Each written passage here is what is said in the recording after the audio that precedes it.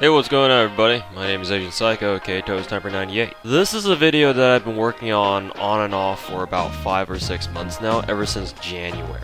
So by now you already know by the title, but long story short, what you're about to see is a video on Touhou project characters if they were to be made into playable characters, or servants I guess, in Fate Grand Order. So to give you the context, earlier in the year, back in January or so, like I said, I was watching one of Sobroni's streams from GN Reviews, another YouTuber who also produces FGO content, specifically the best servant reviews in the business, so definitely go check him out for those of you who haven't heard of him already. And during that stream, someone asked him what he thought about the idea of having Touhou characters in the game, and he said that he'd absolutely wail for some of them, and Watermelon Oni. So I got the idea to start theory crafting Touhou characters for FGO as if there were gonna be a Touhou project collaboration, which FGO will never do since they don't know what actual collaborations are like. And given what my YouTube handle is, it was only natural, I suppose. So this video will draft my ideas for such servants, and I'll provide my own thoughts on why I drafted these characters the way I did. A few disclaimers first though, since there's a lot I'd like to explain first before we actually get started talking about them. First, I've left out quite a few things in these servant profiles, things like stats, traits, and command card hit counts, due to the fact that these are very technical mechanics that I personally don't feel very qualified to determine. Maybe you guys can, and if so, feel free to expand on whatever I've got here. I've tried to base these skills and MPs as closely as I can to the lore by reading up on their entries on ntouhouwiki.net, but I've also taken some artistic liberties, quote-unquote, i.e. personal headcanon with them that you may or may not agree with, along with maybe a reference or two here or there. Also, certain servant profiles that I'll show you may be based off other fan-based designs or ideas, and if so, I'll properly cite them when I get into them. In addition, let me make it clear that I'm not an FGO game balancer or designer at all, so the servants I show here may be grossly overpowered or imbalanced, but I guess if someone like Meiling can exist, whatever I do might not be so bad. I'll also admit to showing favoritism towards certain Touhou characters, so I will apologize right now ahead of time for that offense, but then again, whoever wanted to put Skahawk in the game should have done the same, but they never did, so. Anyways, enough roasting DW, let's get to the main show already. In this video, I'll be covering characters starting with the Embodiment of Scarlet Devil, and we'll start with our first main character, Hakure Reimu.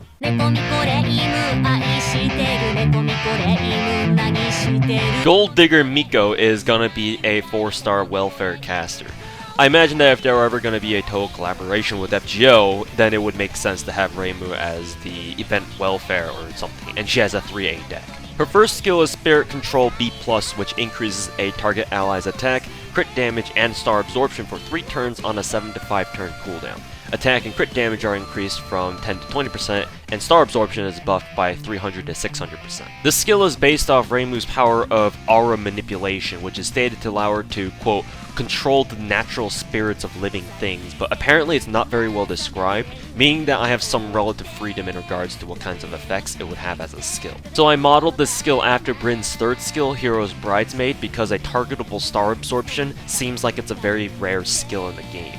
At first I was afraid that maybe this skill could be really strong, and then Bryn's interlude recently came out and buffed that skill like crazy, so in light of that, this skill doesn't seem too strong since it's trading healing power and star absorption efficacy for an extra attack boost, just so that the skill isn't wasted if your target ally doesn't manage to crit very much. Her second skill is Yin Yang B+, which charges her own MP gauge by 20 to 30% on a 6 to 4 turn cooldown, but it deals 1000 damage to herself as a demerit, though she can't kill herself by using it.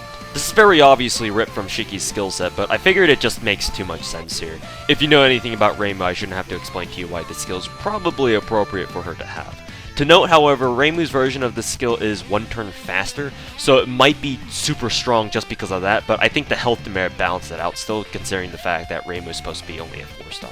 Her third skill is Transient Existence EX, which grants her self-invulnerability for 1 turn that can't be pierced or removed, and grants her a chance to gain evasion for the next turn afterwards, with a chance to gain that evasion scaling from 50 to 100% on a 9 to 7 turn cooldown. So I based this off Reimu's ability to quote-unquote float. According to the wiki, Reimu's ability to float isn't just for flight, she quote-unquote excels at floating through life. Or in other words, she just naturally finds the easiest course of action in whatever situation that she's in. Because of this, she's normally extremely difficult to attack, since it seems like she's either floating through any attack that's aimed at her, or otherwise having the attacks just swerve around her instead, depending on the perspective. And the wiki itself also states that, quote, the ultimate expression of this ability is just her phasing out of reality itself, and just becoming straight up impossible to attack. I don't need to tell you that this is a stupidly powerful skill for you to know that. There's no skill in the game, not even in JPFGO, that grants you survival for 2 turns in a row, and Ku with his protection from arrows doesn't count, and an invul that casts complete invul. I'll let you be the judge of whether or not this skill is too strong for its own good. Because maybe just giving her the unpierceable invulnerability would have been more than enough, but given a description like that, I felt like this was the most appropriate skill to give her for this. Plus, Reimu is my second favorite character, so obviously there's some heavy bias going on here. For passive skills, she has Barrier Construction A++, which increases party debuff resistance by 15%, and reduces all parties' damage received by 500. Yokai Extermination A, which increases her attack against enemies with beast, undead, magical, or demon traits by 10%. Shrine Maiden in Paradise C-, which increases her self-MP gain by 7%, and Territory Creation C+, which increases her arts card performance by 7%. Her Noble Phantasm is Fantasy Heaven,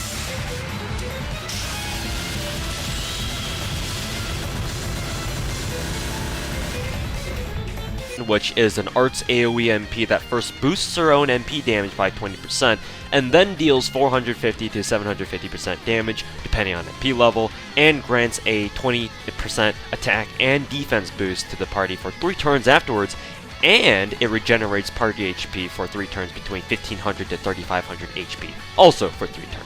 Her max Bondcraft Essence is Gateway to Heaven, which increases party's healing received by 20%, and increases self-MP generation rate by 10% while Reimu has it equipped and is on the field. So I'm not gonna lie, when I was creating Reimu's profile, I wanted her to kind of be the waiver of 4-star support casters, but in her case, she trades MP charge gain and the stall aspects of Waiver's kit for extremely good survivability and some healing instead. That and her buffs aren't as strong for the entire party either. Reimu here is designed to be a strong welfare support caster that anybody can get, so long as they, play this imaginary event.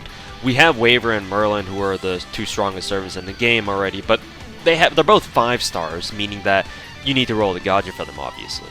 So I think that Reimu here will be like a budget Waver, probably not a budget Merlin, because he's still on another level, but still a strong support choice who you can take anyway. Or in other words, a welfare caster not named Dragon Cardboard Cutout. You too, Liz.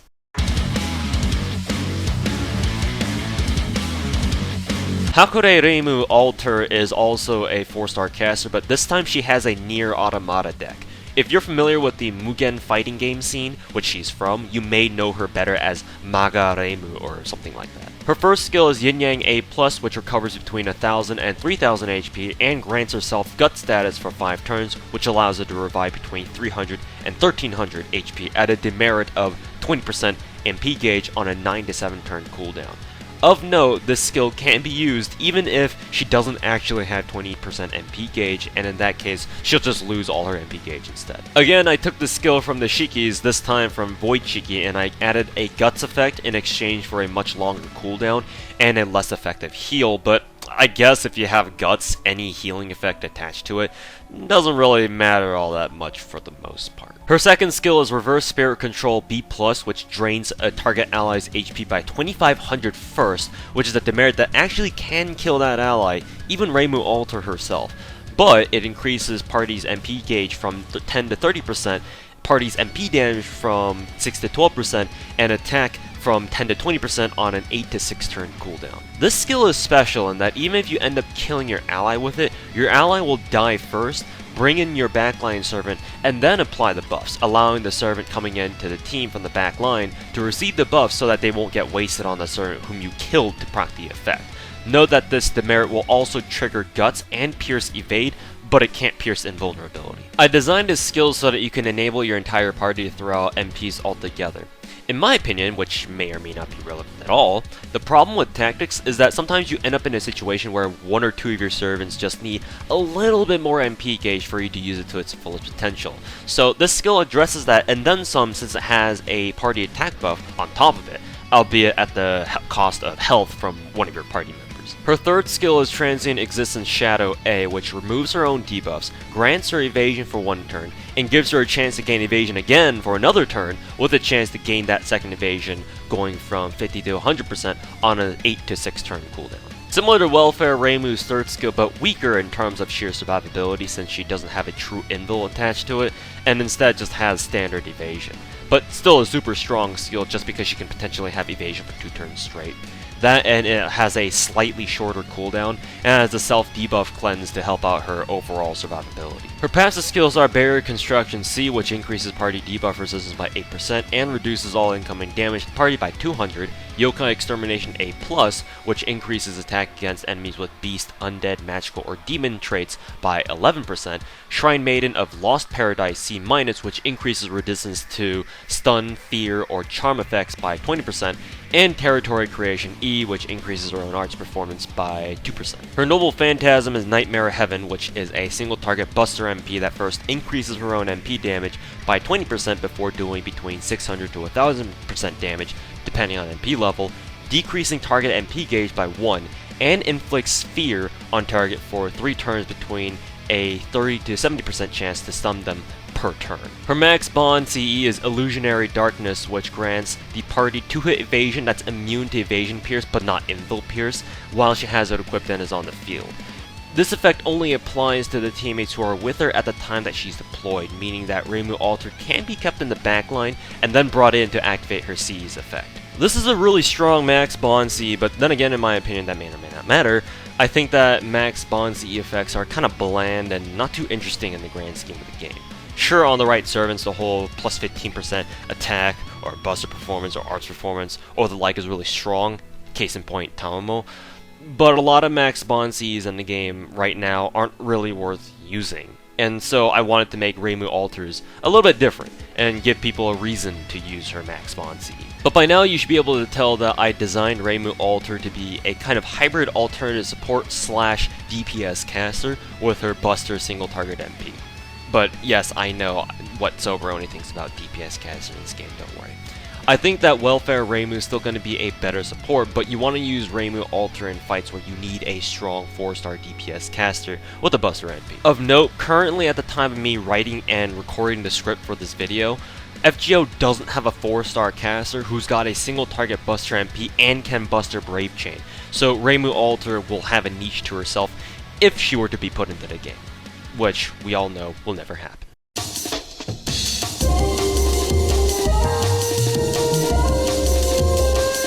Next is another Mugen version of Reimu.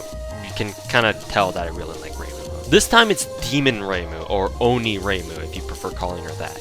She's another 4-star caster, but she has a really weird triple buster command deck, which of note no caster in this game has. Her first skill is Self-Modification B, which increases her own crit damage by 20 to 50% and Star Absorption by 200 to 500% for 3 turns on a 7 to 5 turn cooldown. This isn't a new skill, but Demon Reimu would be the only one with this skill at rank B, which is why it has a weaker Star Absorption effect than, say, Alice's. Her second skill is Clairvoyance Dark Fantasy C-, which increases party's crit star generation rate by 20 to 40% for 3 turns, and straight up produces between 10 to 20 crit stars on a 7 to 5 turn cooldown. This skill is meant to work in conjunction with Demon Reimu's first skill, or she can help provide star gen for another crit servant, but I guess when Merlin's already in the game, you don't really need her for that. Her third skill is Spirit Control Self A+, which increases her own attack and buster performance for 3 turns between 10 to 25% on an 8 to 6 turn cooldown. This is her unique Mana Burst skill, since I don't think there's any Mana Burst skill out there that has a dual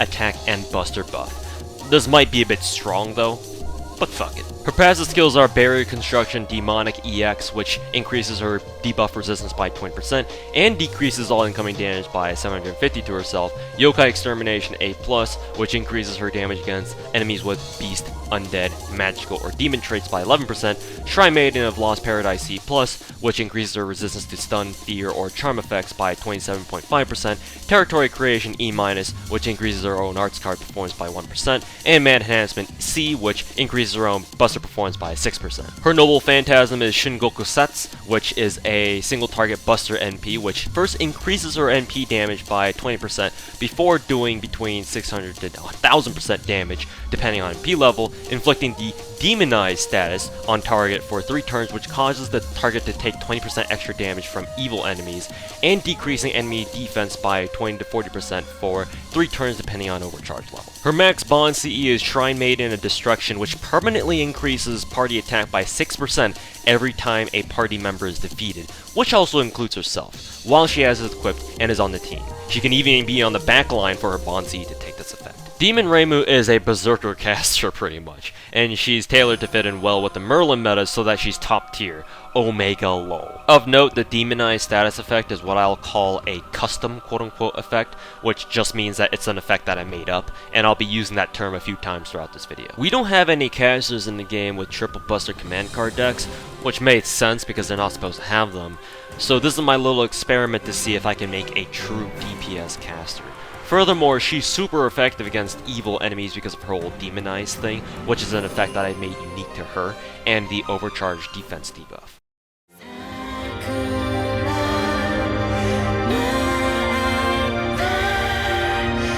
Next up is Shin Reimu, or True Reimu, who's also from Mugen, and okay, this is the last Reimu face, I swear. She's a 5-star caster this time, with a more standard AAA deck. Her first skill is Yin Yang EX, which recovers party HP from 1000 to 3000, increases party attack from 20 to 30%, but reduces party's defense by 20% all for 3 turns on a 7 to 5 turn cooldown. True Reimu's version of Yin Yang, unlike the first two, is a dedicated party support skill, but it does come with a hefty defense tier merit, so that you need to be more, quote-unquote, tactical with its use, but we'll talk about this more in a little bit. Her second skill is Transient Existence EX, in bold letters, mind you, which grants herself True Invul, as in it can't be pierced or removed, just like before, grants allies 1 turn of evasion, and increases party debuff resistance from 30 to 50% for 3 turns on a 9 to 7 turn cooldown. While not exactly the same as Hero Creation, I definitely took this skill from Merlin, but in my eyes I guess it kind of makes sense, since True Reimu uses what would have been her second term evasion for, a party evasion instead. Her third skill is Spirit Control A++, which charges a target ally's MP gauge from 30 to 50%, and decreases that ally's skill cooldown by 1 on an 8 to 6 turn cooldown. Because I mentioned earlier when I was talking about Welfare Reimu's skill set that it's not really known what Reimu's whole aura manipulation ability does, I've taken some big liberties here to interpret them differently with each Reimu face who has this skill to make them all unique, though I know that's not really the norm for skills in this game. Her passive skills are Barrier Construction EX, which increases party debuff resistance by 15% and party defense by 10%, Yokai Extermination A+, which increases her attack against enemies with Beast, Undead, Magical, or Demon traits by 11%, Shrine Maiden of Paradise A, which increases her MP gain by 14%, Territory Creation C, which increases her own arts card performance by 7%, and Divinity D, which increases her own damage by 125. Quick side note, the reason why True Reimu has Divinity here is due to my own headcanon that Reimu can trace her bloodline back to a goddess who once lived in Gensokyo. If you don't like this, then just ignore her Divinity, though if you do have a problem with that, you should probably have a problem with her entire skill set. Her MP is Hakure Daikekkai, which is an art support MP that increases party defense from 30 to 50% depending on MP level, removes party debuffs, reduces ally skill cooldowns by 1, and increases party's buff and debuff success rate by 20 to 40% depending on overcharge level. Her max bond CE is Guardian of Gensokyo, which grants the party a permanent 10% attack and defense buff while she has it equipped and is on the field. I designed True Reimu to have a sort of hybrid Waver slash Taumo slash Merlin kit because I like Reimu a lot and I want her to be a broken as fuck character just because I can. So the only thing that she's missing from her kit is enemy NP control, like NP Seal or a Charge Drain. Everything else, however, she's got in some degree, like healing, skill cooldown, attack and defense buffs, and even a buff and debuff success rate, which I think previously only I think Ozzy had to my knowledge. However, I don't think her success buff will be as strong as Ozzy's because it's not attached to a skill like Ozzy's is, and instead is attached to her overcharge. Though I guess if True Reimu ends up having strong NP generation and can like NP loop, then that could be like stronger than I originally thought. Really, the only bad thing that she's got is that 20% defense demerit on her first skill, I think. But as long as you can combo it with her NP to clear it, or just have another teammate with you with a party debuff clear, like Martha or Media Lily or somebody, this shouldn't really be an issue.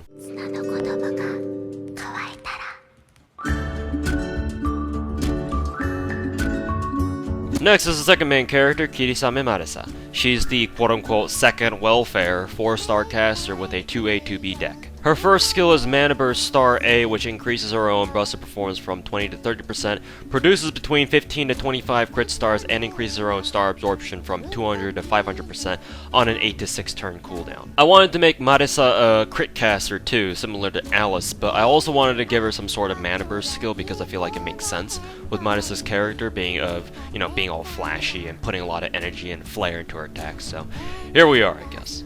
But rather than a crit damage buff, I decided to replace it with a star gen effect instead. I don't know how well that'll turn out in terms of making Marisa a crit caster without any crit damage buffs, so I'll leave that for you to decide, I guess. Her second skill is Hyperlight Drifting C-, which grants her evasion for 1 turn, increases her own attack from 10 to 20% for 1 turn, but at a demerit of 500 burn damage for 3 turns. Marisa has the potential to be the fastest human in Gensokyo when she's on her broom, so I turned this into an evasion skill with an attack buff with a burn demerit. Her third skill is Elemental Diligence B+, which increases all of her own command card performances by 5 to 15%, removes poison effects, and grants herself poison immunity for 3 turns on a 6 to 4 turn cooldown. I used Helena's third skill, Pursuit of the Unknown, as a reference for this skill, and I also included the poison effects in here because of Marisa's innate resistance to poisons from digging from shrooms in Forest of Magic or something. Her passive skills are Yokai Extermination B+, which increases her attack against enemies with the Beast,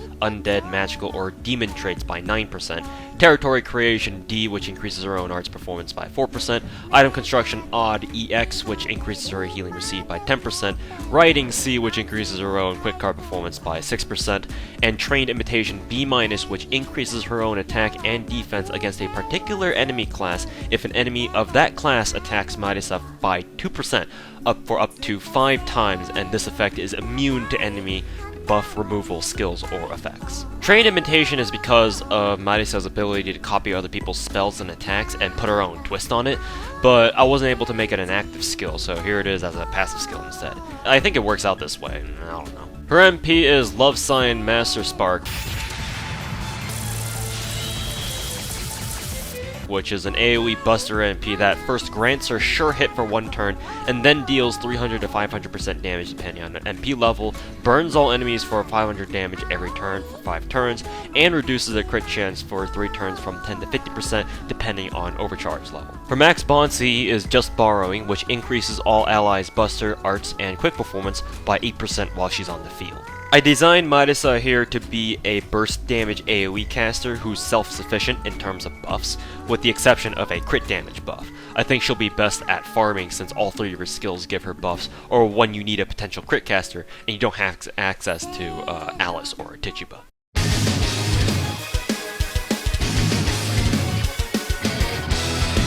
Next up is a 5-star version of Marisa, this time as an archer with a 2Q2B deck.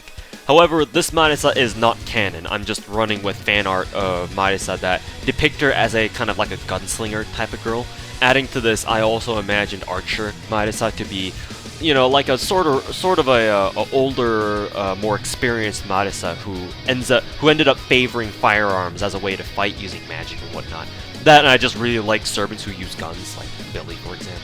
Her first skill is Magic Marksmanship A, which increases her own crit damage from 40 to 80% and increases her own star absorption by 300 to 500% for 1 turn each on a 7 to 5 turn cooldown. I based this off Billy's Marksmanship skill. His first skill is like Marksmanship A++ or something. But a potential problem that he has is that he doesn't have a skill that increases his star weight, and so he risks bleeding stars to other cards that aren't his. I try to rectify that here by giving Marisa a star weight effect in exchange for a weaker crit damage modifier, but given the fact that Marisa is supposed to be a 5-star here, obviously an 80% crit damage buff is really fucking strong either way. Her second skill is Heat Install, which increases her own buster performance for 1 time by 40 to 60%, increases her defense by 30% for 1 turn, and increases her defense again by 10 to 20% for 3 turns at the same time on the 7 to 5 turn cooldown. This is also another one of those custom skills, this time for Marisa. Basically, I picture Marisa loading her guns with like special magical bullets that are like packed with heat and light energy, which are her signature magics. This skill is also based off Salter Rider's reload skill, but because it didn't make sense to me to give this skill an evasion effect when I wanted to give Marisa some sort of survival skill at the same time, I added the big defense boost too in the same vein as Shapeshift. Her third skill is Elemental Diligence A+, which increases all of her own command card performances by 10 to 20%, removes poison effects, and grants herself poison immunity for 3 turns on a 6 to 4 turn cooldown. Same as her 4-star version's third skill, but stronger since Archer Marisa, is supposed to be an older and more experienced version of herself. Her passive skills are Yokai Extermination C+, which increases her attack against enemies with the Beast, Undead, Magical, and Demon traits by 6%, Independent Action A, which increases her crit damage by 10%, Item Construction Odd EX, which increases her healing received by 10%, Riding C+, which increases her own quick performance by 7%, and Entrainment Imitation A, which increases her own attack and defense against a particular class if an enemy of that class attacks Marisa by 4%, up to 5 times, and this effect is once again immune to enemy buff removal skills. Her MP is Magic Cannon Satellite Spark, which is a Buster AoE MP that grants herself sure hit status for 1 turn, and then deals 300 to 500% damage depending on MP level, and decreases all enemies' defense for 3 turns by 30 to 50% depending on overcharge level. Her max bond CE is Mini Hakero number 1 and 2, which increases her own MP damage by 30% and grants her a flat 30% chance to reduce an enemy's attack by 5% for 3 turns when attacking while she's on the field, and this debuff can be stacked. So clearly you can tell that I designed Archer Marisa to be a nuke archer, just one that doesn't blow herself up after 1 use, unlike a certain other archer. Note that Marisa's second skill here doesn't have a limit on her Buster reload, and it only goes away after you use one of Marisa's Buster cards. So if you want to, you can stack Buster reloads on Marisa to turn her MP into a massive fucking nuke if you want to risk setting that up. Either that or a 5-star crit archer who can nuke Sabers and Berserkers with insane crit damage. With the help of Merlin as always, but I don't need to tell you that. She does have to trade a good dealer for survivability for this nuke potential with a, what's only a 1 turn 50% defense buff to fall back on. But I guess if she nukes everything to death before the enemy team gets a chance to do anything, survivability doesn't really matter by that point, I guess.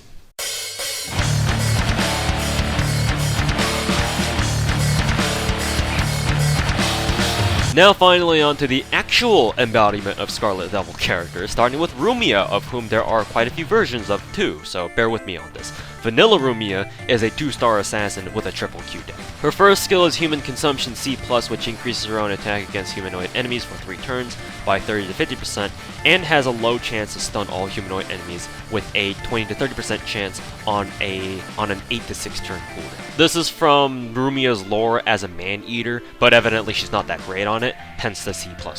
Her second skill is Darkness Manipulation A-, which grants the party evade for 1 turn, decreases enemy debuff resistance by 20 to 30% for 3 turns, but reduces party attack by 15% for 1 turn as a demerit. So the thing about this skill is that Rumia can produce darkness around her since her ability is to manipulate darkness.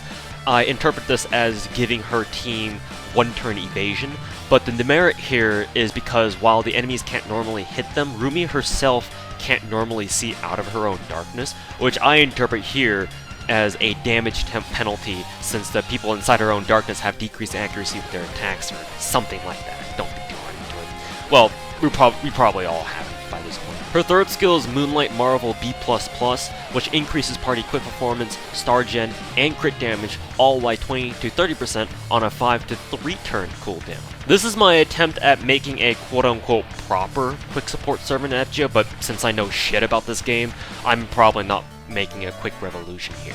But having what's essentially a permanent 30% quick buff for everyone at max rank is probably good for something.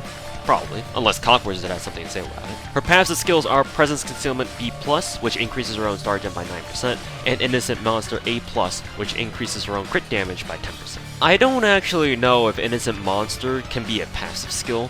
I just feel like Rumia should have it, but I think that we all know that unless you're Vlad Extra or Liz Caster, Innocent Monster is not a great skill, and I already had ideas for active skills anyway, so I just put it as a passive instead. Feel free to disagree with me on this in case that's not proper somehow. Her MP is Darkness Sign Demarcation, which is a quick AoE MP that deals 600 to 1000% damage depending on MP level, that ignores defense to all enemies, but first increases Rumia's own damage against humanoid enemies for 1 turn by 50 to 100% depending on overcharge level. Her max bond CE is Nightbird, which increases party's quick performance and star gen by 10% each while she's on the field. I designed Rumia here to be a budget quick support who has some potential to nuke humanoid enemies. Though how good she'll be good at that is, as a 2-star, is gonna be up to debate, obviously. That's pretty much it though. No fancy explanation here like I did for the others. I just wanted to make a 2-star assassin that at least seems somewhat viable, unlike the other 2-star assassins in this game.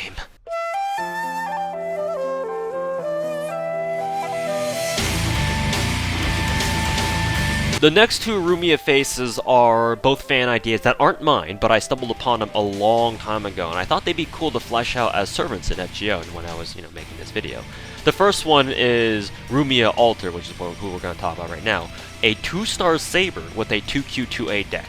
Basically Rumia who uses a sword, a design created by Pixiv artist Utamaro. Her first skill is Darkness Manipulation Self A+, which grants herself evasion for 2 attacks, grants herself debuff immunity 3 times, and produces between 10 to 20 crit stars on an 8 to 6 turn cooldown. I intended on making this as strong as Protection from Arrows, but then I realized that'd be pretty stupid, so I reduced Rumia's evasion hits to 2 and increased the cooldown by 1 to compensate for the other 2 effects that the skill has pretty much. Her second skill is Nightwalker Shadow B, which increases her attack by 10 to 20% and her own crit star absorption by 300 to 500% for 3 turns on a 7 to 5 turn cooldown. I like the idea of Rumia being a crit monster, no pun intended, and Reimu Alter is no exception. Her third skill is Moonlight Marvel B++, which is the same as vanilla Rumia's. Her passive skills are Presence Concealment A+, which increases her own star gen by 10.5%, and Magic Resistance C, which increases her own resistance to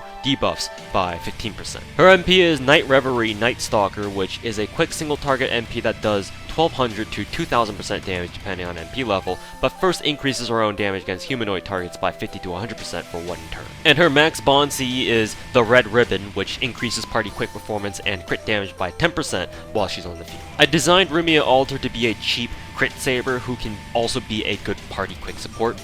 Lore-wise, I like to think that this Rumia is a version of her if she decided to mingle more with humans and learn of their ways, especially like, fighting and stuff, which is why she has a katana. But in the end, she decides to stick to her more yokai tendencies, if that makes any sense. In FGO right now, we don't have a 1 or 2-star Saber. I think there may be lore reasons for this, why there aren't any Sabers with less than 3-star rarity, but whatever that reason is, I'm just gonna assume it's bullshit. Other than the fact that I really dig a Rumia who walks around with a katana being badass as fuck, that's my primary motivator to create this sort of profile for her.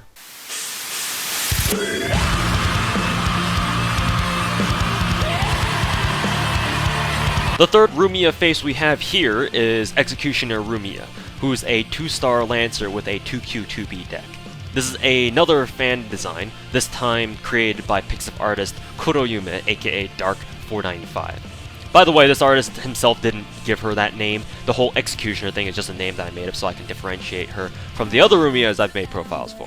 Or I could just call her Lancer Rumia like a normal person. Her first skill is Nightwalker Law B, which increases her attack and crit damage by 10 to 20% on a 7 to 5 turn cooldown. This is Reimu Alter's second skill, but it swaps out the Star Absorb effect for a crit damage effect instead. Her second skill is Darkness Manipulation Self A+, which grants herself evasion for 2 attacks, grants herself debuff immunity 3 times, and produces between 10 to 20 crit stars on an 8 to 6 turn cooldown, the same as Reimu Alter's first skill. Her third skill is Moonlight Marvel B-, which increases party quick performance, star gen, and crit damage by 10 to 20% on a 5 to 3 turn cooldown. This is a downgraded version of the other Rumia's skill because this Rumia is kind of like a second alter form of the original, kind of like Emiya Alter, but not really. Earlier when we were talking about Remilia Alter, I mentioned that she was a Rumia who mingled more with humans to learn more about their ways and such, but ultimately preferred to stick with her yokai origins. But here, Lancer Rumia accepts human ways and then becomes part of the Imperial Agency or some shit, I don't know.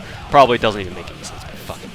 But that's why she has a weaker Moonlight Marvel skill, since she's forsaken some of her yokai nature. Her passives are Presence Concealment A+, which increases her own star gen by 10.5%, and Magic Resistance B, which increases her own debuff resistance by 17.5%. Her MP is Night Soul, which first increases her attack against evil enemies by 20% for 1 turn, and then deals 1200 to 2000% damage depending on MP level that ignores enemy buffs, but it increases her anti-humanoid damage first by 50 to 100% depending on overcharge level. Her max bond CE is Creed of the Yokai, which increases party attack against evil enemies and party star gen by 10% while she's on the field. I basically designed all the Rumias to be solid budget crit servants. There are free-to-play crit servants out there, but most of them are, if not all, are in the 3-star or welfare categories. We don't really have 2-star crit servants, so it'd be nice if we could change that.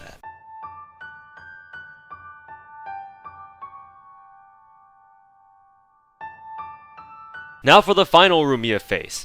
If you guys have watched or have heard of the Osana Rumia video series on YouTube or somewhere, you'll know who this is. She's a 5-star Berserker with a 2A, 2B deck. Her first skill is Monstrous Strength A+, which increases her own attack by 30 to 50% for 1 turn. This is the same skill as Zerk Kintoki's first skill, and I think it fits her very well. Nothing else really to say here. Her second skill is Darkness Manipulation EX, which grants herself evasion for 3 attacks, increases her own buster performance by 30 to 50% for 1 turn, and, after 1 turn, grants her allies evasion for 1 turn, but not herself since she already applies 3-hit evade, all on a 9 to 7 turn cooldown. This is easily her strongest skill. I initially made it so that it grants party evasion at the same time, but I figured that'd be a little too strong, even by Merlin standards, but fuck him anyway. Her third skill is Yokai Mutation A-, which grants herself Guts once that revives her with 1000 to 3000 HP and increases her MP generation by 30 to 50%, both for 3 turns on a 9 to 7 turn cooldown. Initially, I thought about giving her a 5-turn Guts, but with the added MP generation effect, I figured that'd be power creeping battle continuation a bit too much, so I scaled it back to just 3 turns. Her only passive skill is Mad Enhancement C, which increases her buster performance by 6%. Her MP is Shadows of Gensokyo, which is a buster AoE MP that deals 300 to 500% damage depending on MP level, seals enemy MPs for 1 turn, and reduces enemy defense by 20 to 40% for 3 turns depending on overcharge level. If Hakure Reimu is on the same team as Osana Rumia, this MP also fully restores Reimu's HP, clears her debuffs, and grants her a 20% attack and defense buff for 3 turns. However, this additional effect only applies to the original 4-star Welfare caster Reimu and none of her variants. Her max bond CE is Torn Ribbon, which increases party buster performance by 15% while she's on the field. If the original 4-star Welfare caster Hakure Reimu is also on the same team, the CE also grants both her and Osana Rumia an additional 3000 max HP, and Rumia starts battle with 1-hit evasion. The evasion effect can also activate even if Reimu enters combat from the backline, or vice versa. You just need both of them to be on the field at the same time, at any point. You can clearly see that I designed Osana Rumia to be a nuke AoE Zerker. I originally had her as an Avenger, but then I figured it doesn't really make sense for her to be an Avenger because she doesn't really have anything to avenge, I don't think, unless I'm forgetting shit. So I just made her a Zerk instead. Though again, it's been years since I last watched Osana Reimu, so maybe there's a lot of details that I'm forgetting about Rumia here. Her max bond CE2 is unique in the fact that it has a conditional effect that hinges on another character being on the same team as her. Obviously, it won't be a good idea to make this kind of mechanic a widespread thing, but I thought it fit in with the whole Osana Reimu thing, something that Osana Rumia here can enjoy having as a unique mechanic or something. Plus, it's balanced out by the fact that the Osana Rumia and Reimu combo isn't really a good team in terms of command cards, unless you're only out to go out farming with them. Other than this, do I really need to comment on how stupidly strong Osana Rumia is here? No? Okay, good. Let's move on.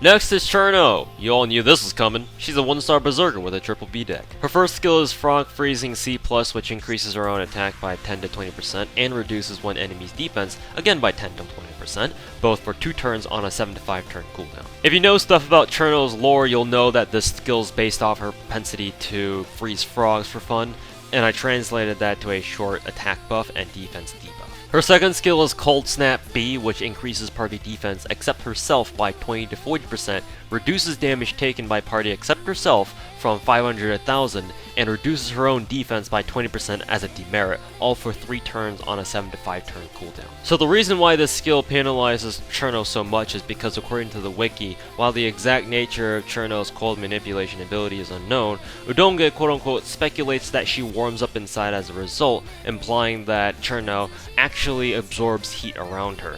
I personally like this theory, so I went with it to create this skill. Though you could argue that just because of Cirno's ability might work this way doesn't mean she needs to have any sort of penalty whatsoever. Her third skill is Shaved Ice C+, which recovers party HP from 1000 to 2000, removes party debuffs, and grants party 1-turn debuff immunity on a 5 to 3 turn cooldown. I based this skill off the fact that Cirno made and sold Shaved Ice in Oriental Sacred Place, though she wasn't very good at it, and I gave it a ridiculously short cooldown just because of the nature of Cirno's ability, and the ease with which I assumed Cirno could make something like Shaved Ice. Not very good reasons probably, but hey, I'm just trying to match the character.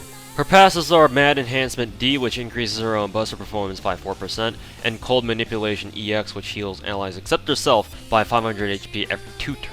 Her MP is Ice Clump Great Crusher, which is, you guessed it, a Buster AoE MP that deals 300 to 500% damage depending on MP level, and has a small chance to freeze all enemies from 20 to 40% depending on overcharge level. Freeze is a custom overcharge effect which inflicts Skill Seal, MP Seal, and a 50% attack debuff for 1 turn. Her max bond CE is Daiyosei's Gift, which increases party debuff resistance and buster performance by 10% while she's on the field. This is very obviously inspired by Paul Bunyan's profile and kit, so naturally Cirno is a cheap farming Zerk, but I also kind of wanted to make Cirno have some viability in roles outside of just farming, between her special freeze effect and her skills that all have short cooldowns at max rank. The challenge that she poses if you were to use her outside of farming is just keep her alive. Because of her 1-star, or her status as a 1-star Zerk, she'll have very low health, and her first skill puts another 20% defense debuff on her too.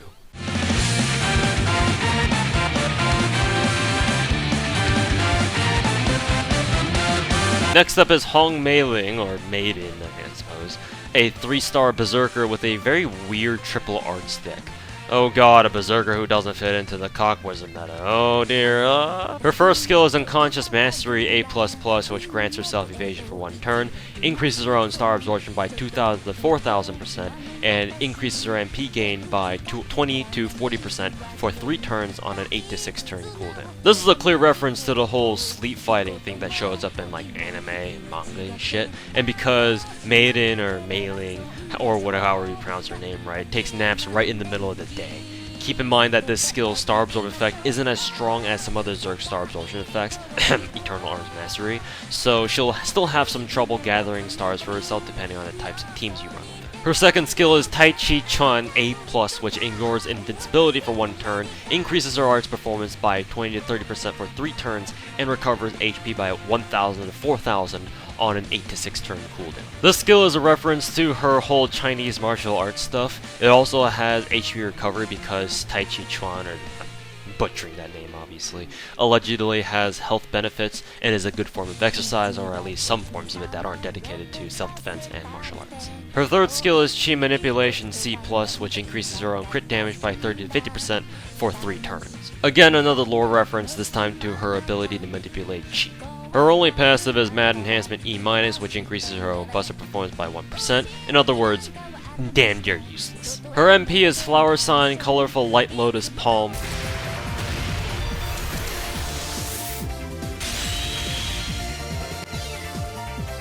which deals 900 to 1500% damage to one enemy that ignores defense, recovers HP by 2000, and applies a custom Guard Crush effect that both reduces defense by 20 to 40% and denies enemy crit chance for 3 turns.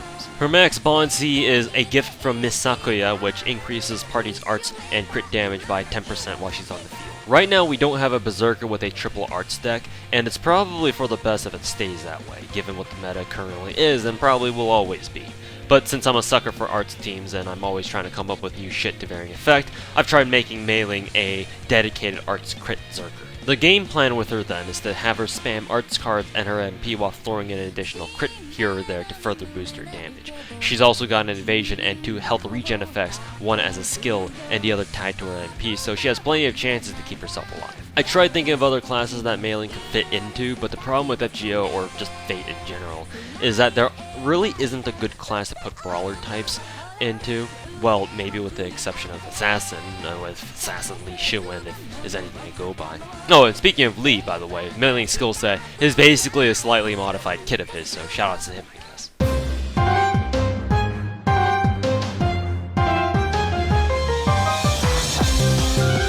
Next is Koakuma, who is a 3-star Lancer with the standard 2Q 2B Lancer deck.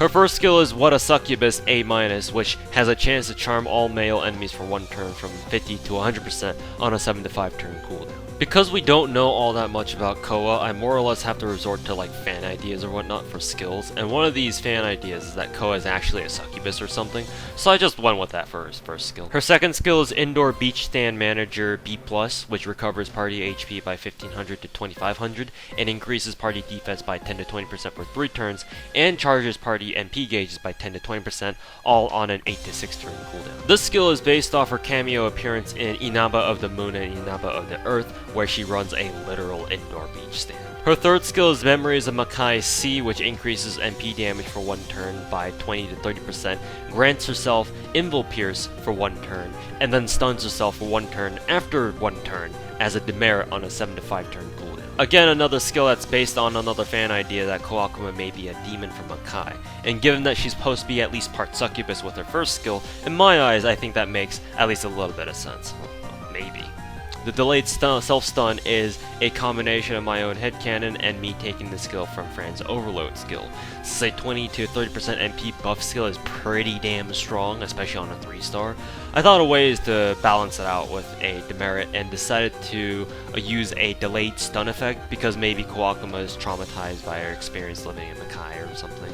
You be the final judge of the lore. Her passives are Magic Resistance EX, which increases her own debuff resistance by 25%, Item Construction Odd A, which increases her own healing received by 8%, and Succubus Blood EX, which charges her own MP gauge by 10% per turn.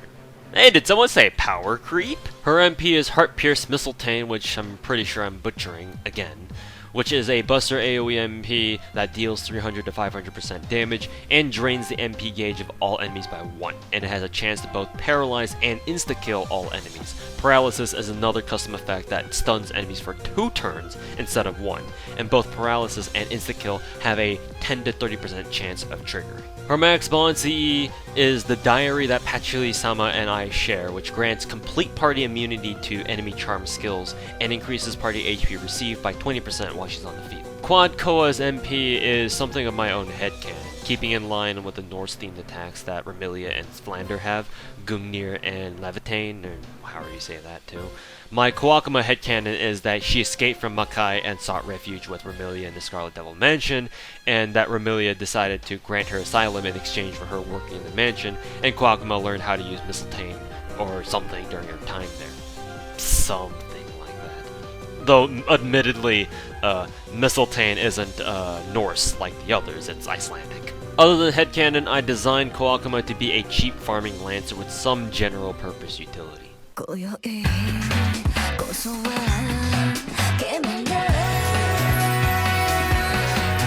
Next is Patchouli Knowledge, who's a 5-star caster with a standard caster deck, because all the Patchouli fans would fucking lynch me if she were anything less than a 5-star caster. Her first skill is High Speed Incantation EX, which charges her own MP gauge from 50 to 100% on a 9 to 7 turn cooldown. Me being a farming whale, I have a particular interest in servants who can immediately charge their own MP gauges, so I decided to give Patchouli one too because fuck it, you're probably not using parry anyway. Her second skill is Elemental Study EX, which increases party arts performance by 10 to 20% for 5 turns on a 7 to 5 turn cooldown. Yes, I did just give Patchouli what's basically a permanent party arts buff, because you already have Merlin for your Buster meme, so deal with it. Her third skill is Weekly Magician A++++. The skill grants party gut status, max HP, HP regen, and a rotating debuff infliction effect, all for 7 turns on a 13 to 11 turn cooldown. Party revives with 1000 to 2000 HP, max HP increased from 1000 to 2000 HP, and HP recovered by 1000 to 2000 per turn. The party receives a set of 7 cycling debuffs that go from Burn, Curse, Stun, Attack down, Defense down, Crit Chance down, and 1 turn buff denial. Burn and Curse do 500 damage per turn for 3 turns, and all of the other effects also last for 3 turns if successfully applied. The attack, defense, and crit chance debuffs are 15%, decreases in effect if they land, and every debuff effect except buff denial and stun can be stacked. And to inflict these debuffs, the party needs to just attack the enemies, and they have a 50 to 70% chance of landing their current turn debuff. Wow, talk about broken. Her passives are Territory Creation D, which increases her own arts performance by 4%, and Item Construction E, which increases her own debuff success rate by 2%. Her MP is Sunsign Royal Flare,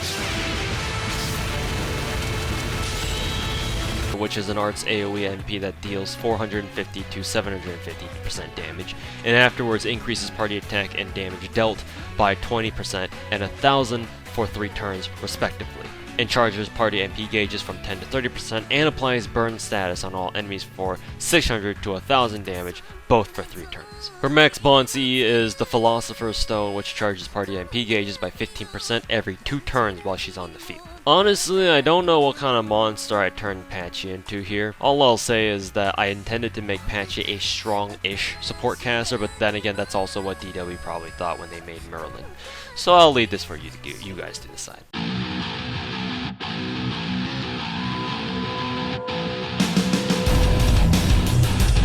Next is Izayoi Sakuya, a 5-star assassin with a standard triple Q assassin deck. And again, the Sakuya fans would probably shove pads down my throat if I made her anything less than a 5-star. Her first skill is Throwing Knife A+, which generates 10 to 30 crit stars immediately on a 7 to 5 turn cooldown. I based this skill off Cursed Arm's son's Star Gen skill pretty much, nothing much else to say. Her second skill is Space-Time Manipulation A+++, which halts enemy MP charge for 1 turn and also nullifies enemy skills that charge MP for them, restores any ally buffs that have been removed within the last 3 turns by enemy skills or MPs, and restored ally buffs continue their duration periods from when they were first removed, though enemy skills and MPs can remove them again, and charges party MP gauges by 10 to 30% on a 9 to 7 turn cooldown. This is potentially a broken as fuck skill, but it ties in quite well with Sakuya's time stop ability, I think, so hey, fuck it. After all, if anytime someone wants to scream, "Oh, this skill's so fucking OP," I can just point at Merlin and they can't say shit. Lol. Her third skill is Self-Modification Time A++, which either charges her own MP gauge by 10 to 30% in exchange for 1000 HP, though she can't kill herself by doing this, or recovers between 2000 to 4000 HP in exchange for 20% MP gauge, which she can also do even if she doesn't have 20% MP. Increases her own crit damage by 20 to 50%, and increases her star absorption by 300 to 600%, both for 3 turns on a 9 to 7 turn cooldown. I based this skill off the lore that Sakuya has the ability to manipulate both space and time, or just space-time, and Hieda no Akyu speculates that a possible reason why Sakuya has been able to work at the Scarlet Devil Mansion for so long and still remain looking like she's in her teens or something is because she's been controlling her own space-time. We also don't have a skill in the game, I don't think, well, lore aside anyway, where the game allows you to choose between different effects in a skill. You can choose targets, both ally and enemy, but there isn't a skill where you have to choose one of 2 or more possible effects that you want. So I think it'd be a cool little experiment to see how good skills like this can be. Her passive is Presence Concealment EX, which increases her own star gen by 11%. She would be the only servant in the game to have the EX rank of this skill. Currently it only goes up to A+, which is what Jack and other assassins have. I put it as EX because other than Carry, there's no assassin in FGO who directly manipulates time for stealth purposes, and while Carry comes close, he can't outright stop time like Sakuya can, or at least that's not what he can do to my knowledge. Her MP is Sakuya's World,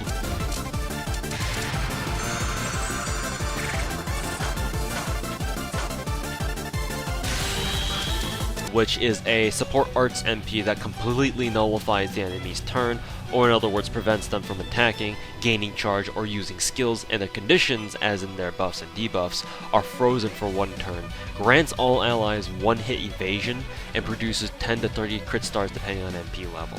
It also extends the duration of the party's currently applied buffs and debuffs by 1 to 5 turns depending on overcharge level. Her max bond CE is Stopwatch of a former vampire hunter, which increases party's star gen rate by 10% and reduces her own skill cooldown durations by 1 while she's on the field. This is also another potentially broken ass character that I made to compete with Jack in terms of star gen. She has effects that FGO doesn't currently have, like buff and debuff extensions, enemy turn nullification, and skill effect selection. But hey, it's Sakuya, you probably love her to death, so you're fine with her breaking the game, because hey, like I said, she ain't Merlin!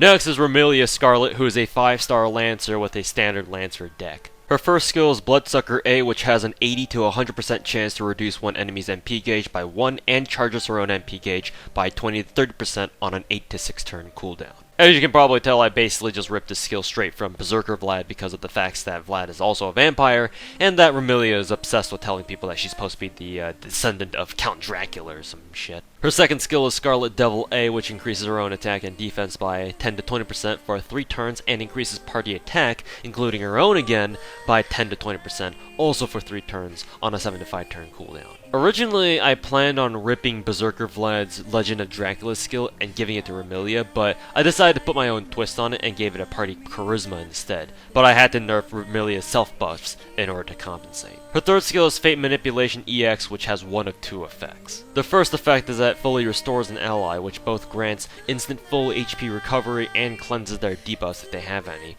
grants them 1 turn invulnerability pierce, increases their attack by 50 to 100% for 1 turn, but reduces the attack and defense of all other allies by 25% for 1 turn as a demerit on a 12 to 10 turn cooldown. The secondary effect is that it revives a defeated ally who returns with all skills available but at reduced HP from 1000 to 5000 HP, and reduces the attack and defense of all other allies by 25% for 3 turns as a demerit on a 12 to 10 turn cooldown. Now this isn't probably a broken skill, it is a broken skill.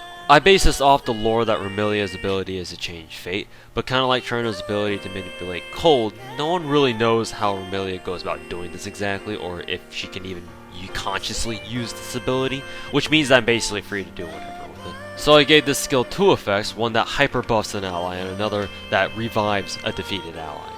The reason why the revive effect has a 3-turn penalty as opposed to the 1-turn one is because there's no skill in FGO right now that outright resurrects a teammate who's been killed. The only way to bring back any team in a fight is to first have them all die and then bring them back with either Saint Quartz or command spells. Also, this skill has a ridiculously long cooldown to make it so that it's not too broken. The reason for the demerits is because Hieda no Aku makes note that those who are in the same vicinity as Remilia seem to be followed by bad luck. Her only passive is Magic Resistance A, which increases her debuff resistance by 20%. Her MP is Divine Spear, Spear the Gungnir, which is a single target quick NP that ignores invul and deals 1200 to 2000% damage, curses target for 500 to 1300 damage per turn for 5 turns, and generates 10 to 30 crit stars. Her max bond C is My Favorite Teacup, which increases party quick performance by 15% while she's on the field. I designed Remilia to be broken. Well, okay, that's not entirely true, but I guess when you're dealing with a servant whose ability is supposedly to change fate itself, that's kinda hard not to do. But then again, people like Arjuna are fucking trash in this game. More realistically, Remilia here is a potent boss slayer with her buffs, and she's not a Berserker in either's, otherwise she and Merlin would really tear this game a new one. But there's no doubt that Remilia definitely has the potential to be broken in and of herself with her ability to outright revive someone. You need Stella again after he goes and blows himself once, you got it, and you don't even need to rely on necromancy memes to do it.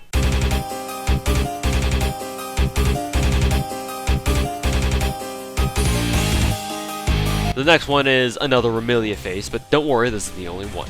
This time it's a 5-star Berserker Remilia with a near automata deck instead. Her first skill is Bloodsucker A, which is the same as the other Bloodsucker skills that Berserker Vlad and, Lancer Remilia has. Her second skill is Vampiric Charisma A+, which increases party attack by 10 to 20% and grants party lifesteal for 3 turns and grants party drain for 1 turn on a 7 to 5 turn cooldown. The lifesteal effect allows the party to regen health when an ally attacks between 500 to 1000 HP, and the drain effect allows the party to drain an enemy's MP gauge by 1 with each attack with a 20 to 40% chance, but Remilia herself will have a boosted drain chance of 50 to 100% instead. Another skill that includes new mechanics into the game, or at least it would if these ideas were actually going to get used, which they never will.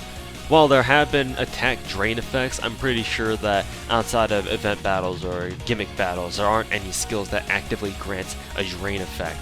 And lifesteal is, I think, definitely a new mechanic that hasn't been done before, which is odd given that we have quite a few vampire-ish or vampiric characters in the game for a while now. Her third skill is Fate Manipulation EX, which is the same one that her Lancer counterpart has, so I'll save you the time of me going on about that.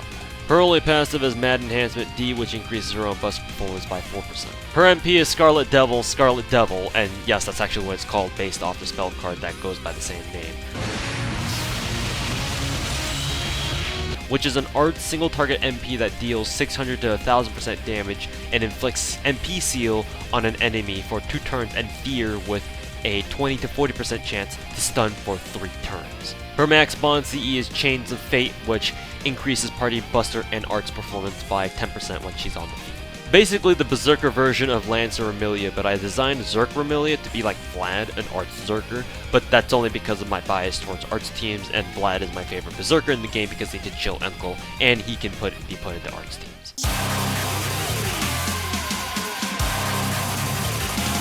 Next up is Flandre Scarlet, who's got a more typical triple buster deck for a Berserker. Her first skill is Destroyer EX, which increases her own attack by 30 to 50% for 3 turns on a 7 to 5 turn cooldown. Basically a 3-turn mana burst, and it's absolutely broken. Her second skill is Taboo 4 of a Kind B, which quadruples the number of hits for each attack, reduces damage by 75% when normal attacking, and it again increases damage when normal attacking, all for 1 turn from 0 to 25% extra damage on a 9 to 7 turn cooldown. I really wanted to make the skill imitate Musashi's skill, but because I'm horrible at math, I don't know what I'm doing, and probably I'm not even doing it right. I'll just assume that if I'm not, you guys can fix this in a way that won't be so stupidly fucking broken. And yeah, that'd be great. Her third skill is Mind's Eye False EX, which grants herself evasion for 1 turn and increases her crit damage by 30 to 50% for 3 turns on a 7 to 5 turn cooldown. I give Flandre the EX rating here because of her power, which is destroy literally anything. In my eyes, she can evade incoming attacks not by physically dodging them, but just by destroying them even before they can even get to her, and that's her quote-unquote evasion. Given the fact that she's canonically been able to kill things like bacteria using her ability, being able to block attacks by destroying them out of the air doesn't seem too far-fetched. Her only passive is Man Enhancement A, which increases her own buster performance by 10%. Her MP is Secret Barrage, and There Will Be None, which is a buster AoE MP that deals 450 to 650% damage, and has a chance to insta-kill all enemies from 20 to 40%. And her max bond CE is Levitain, which I'm probably pronouncing wrong, which increases party buster performance by 20%, but decreases party defense by 10% when she's on the field. As if Osana Rumia wasn't enough, I made yet another nuke AoE Zerk. Note that Flandre has the same MP scaling as Salter, just for added emphasis that Flandre is fucking strong. Maybe a bit too strong.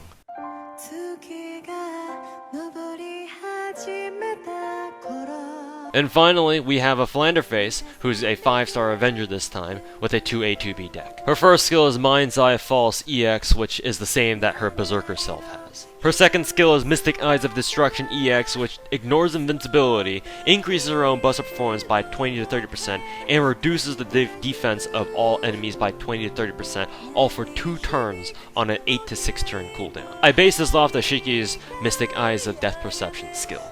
On that note though, this skill is way more personal headcanon because I love the concept of Mystic Eyes even though I don't know jack shit about them. And I like to fantasize that Flandre might have the ability to carry Mystic Eyes because of how outrageously OP her power is. Other than that though, the skill is flat out broken, so nothing more to say. Her third skill is Destroyer EX, which is the same as the skill that she has in her Berserker form. Her passives are Avenger A, which decreases party debuff resistance by 10% except for herself. It increases her own MP gained by when hit by 20%. Ability Correction A, which increases her own crit damage by 10%, and Self-Replenishment Magic B, which generates 3.5% MP charge per turn.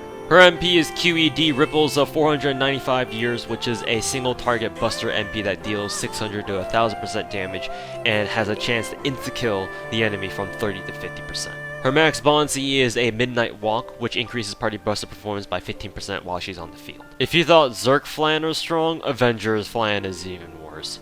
Well, probably. Here, she's an Avenger because of the fact that Remilia locked her up in the mansion for 495 years, and she's royally pissed off about that. Also, she's noticeably more sane than her Berserker self, which is indicated by her command deck, which has 2 arts cards instead of 1, and her alignment, which changed from Chaotic Insane to just Chaotic Evil. Well, those are all the characters I wanted to share with you for this video. I've already got the profiles for the next set of characters who will be from Perfect Cherry Blossom ready to go, so it's just a matter of writing a script for them too and making a video on them. But because I've got other videos lined up for that, I can't say right now when I'll get started actually working on that next video.